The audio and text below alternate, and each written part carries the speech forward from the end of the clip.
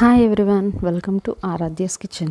ನಾನಿವತ್ತು ವೆಜಿಟೇಬಲ್ ಉಪ್ಮಾ ಹೇಗೆ ಮಾಡೋದು ಅಂತ ಹೇಳ್ಕೊಡ್ತಾ ಇದ್ದೀನಿ. ಸೊ ಅದಕ್ಕೆ ಏನೇನು ಇಂಗ್ರೀಡಿಯೆಂಟ್ಸ್ ಬೇಕು ಅಂತ ಹೇಳ್ತೀನಿ.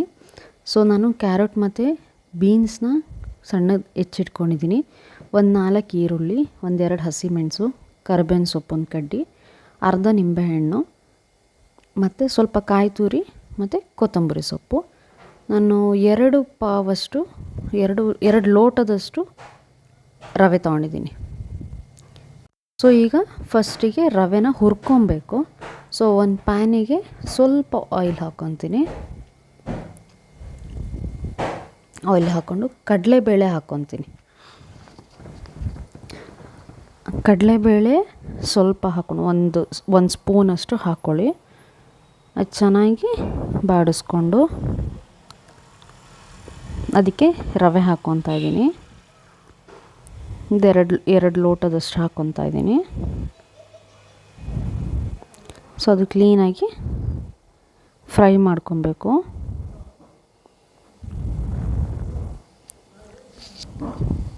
ಅದು ಏನು ಗೊತ್ತಾ, ಕಡಲೆಬೇಳೆ ಎಣ್ಣೆ ಹಾಕಿ ಫ್ರೈ ಮಾಡಿಕೊಂಡು ಸ್ವಲ್ಪ ಟೇಸ್ಟ್ ಚೆನ್ನಾಗಿರುತ್ತೆ ಅಂತ ಸ್ವಲ್ಪ ಬ್ರೌನ್ ಆಗೋ ಅಷ್ಟು ಹುರ್ಕೊಬೇಕು.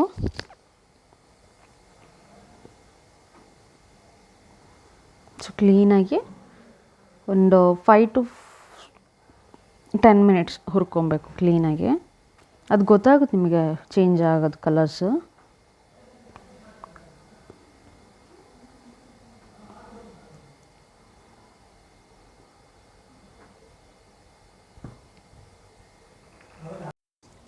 ನೋಡಿ ಕಲರ್ ಚೇಂಜ್ ಆಗ್ತಾ ಇದೆ ಅಲ್ಲ ಇವಾಗ.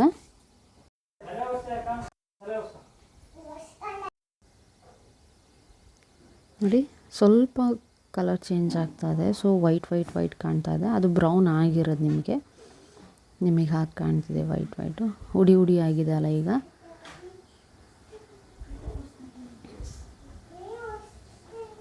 ನಾನು ಹೇಳ್ದಂಗೆ 5 to 10 ಮಿನಿಟ್ಸ್ ಹುರ್ಕೊಬೇಕು ಚೆನ್ನಾಗಿ. ಸೊ ಈಗ ಅದಾಗಿದೆ. ಈಗ ಇನ್ನೊಂದು ಪಾತ್ರೆಗೆ ಒಗ್ಗರಣೆ ಹಾಕ್ಕೊಳ್ಳೋಣ. ಒಗ್ಗರಣೆಗೆ ಸ್ವಲ್ಪ ಎಣ್ಣೆ, ಒಂದು 4ರಿಂದ 5 ಸ್ಪೂನಷ್ಟು. ಉಪ್ಪಿಟ್ಟಿಗೆ ಎಣ್ಣೆ ಜಾಸ್ತಿ ಬೇಕಾಗುತ್ತೆ. ಎಣ್ಣೆ ಕಾದ್ಮೇಲೆ ಸ್ವಲ್ಪ ಸಾಸಿವೆ,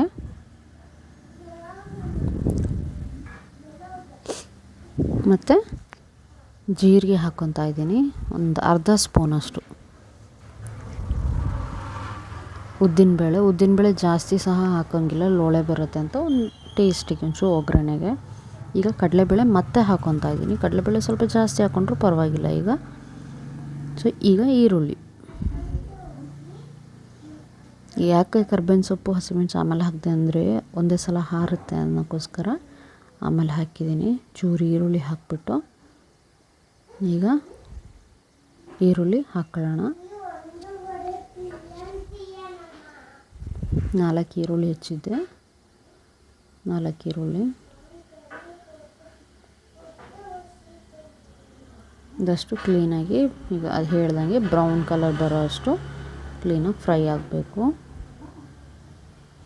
ನೋಡಿ ಸ್ವಲ್ಪ ಗೋಲ್ಡನ್ ಬ್ರೌನ್ ಬಂದಿದೆ. ಈಗ ಉಪ್ಪು ಹಾಕ್ಕೊತೇನೆ.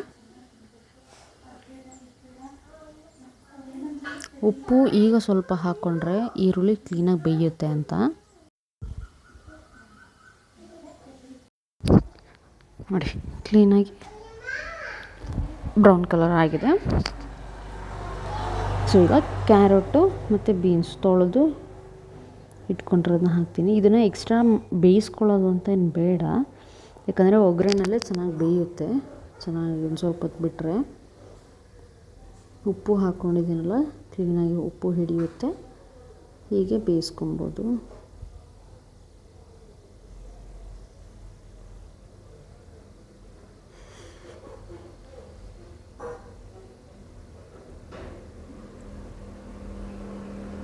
ನೋಡಿ ಹೇಗೆ ಬಂದಿದೆ ಅಂತ. ಸ್ವಲ್ಪ ಕಲರ್ ಚೇಂಜ್ ಆಗಿದೆ. ಈಗ ಅದಕ್ಕೆ ಸ್ವಲ್ಪ ಮುಚ್ಚಿಡ್ತೀನಿ.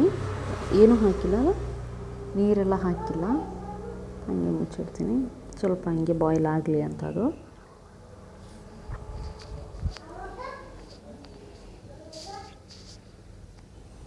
ನೋಡಿ ಅರ್ಧಂಬರ್ಧ ಬೆಂದಿದೆ ಆಲ್ರೆಡಿ.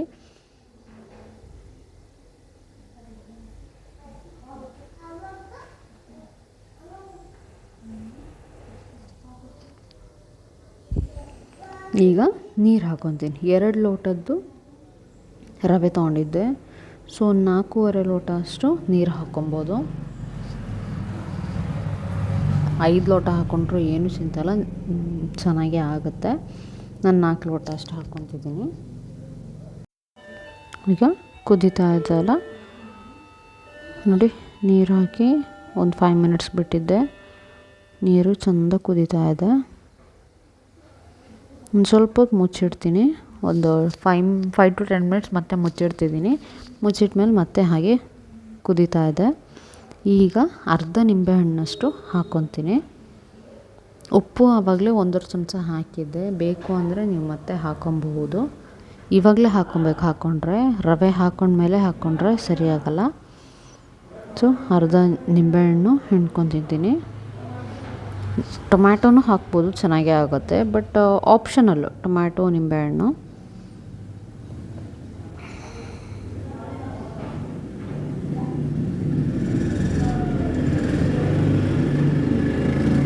ಈಗ ರವೆ ಹಾಕ್ಕೊತಾ ಇದ್ದೀನಿ. ರವೆನ ಹಾಕಿ ಕ್ಲೀನಾಗಿ ಮಿಕ್ಸ್ ಮಾಡಬೇಕಿಲ್ಲ ಅಂದರೆ ಗಂಟಾಗ್ಬಿಡುತ್ತದು.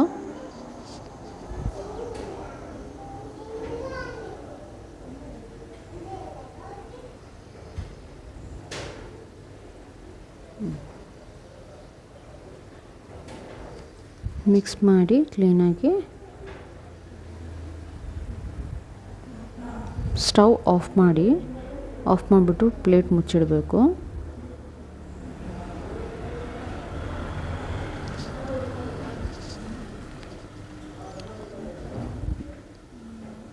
ಕಾಯಿ ತುರಿ ಮತ್ತು ಕೊತ್ತಂಬರಿ ಸೊಪ್ಪು ಹಾಕ್ಕೊತಾ ಇದ್ದೀನಿ. ಲಾಸ್ಟಿಗೂ ಹಾಕ್ಬೋದು, ಈಗಲೂ ಹಾಕ್ಬೋದು ಕುದಿಯೋ ಟೈಮಿಗೆ.